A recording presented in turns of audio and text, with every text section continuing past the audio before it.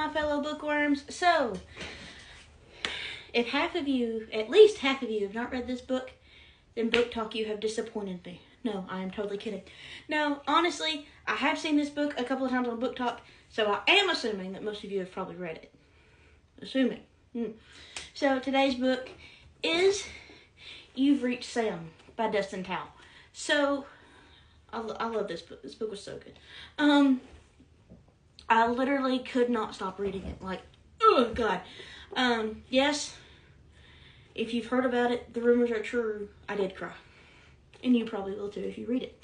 I can't, this is one of those that I feel like I can't explain much without spoiling at least some of it.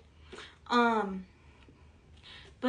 I will at least try. So, it's about a girl whose boyfriend has just died. Yes, right off the bat, it's sad, I know. But somehow through her cell phone, she is the only one that can still talk to him. And yes, it is really him, which is actually really kind of cool. So I know that sounds weird, but it's really sweet and it's a really good read. And oh God, I loved it so much. So literally such a good read. I could not put it down to the point I finished it like in a span of 24 hours. Literally could not stop reading. And from what I remember, the chapters were fairly short, I think. Maybe not. Looking through it. Either way, I couldn't put it down. So I started it on July 29th. Finished it on July 30th. Literally on mine and Dawson's wedding anniversary. So I finished it literally right before we had to dress up and go out. Because that's her thing. We dress up and we go out and just celebrate us. You know. Anyways. So, as I said, this book made me cry. Like, oh, so good. And I do want to try to keep a book of all genres. In fact, I'm trying this thing. I don't know how it's going to work yet.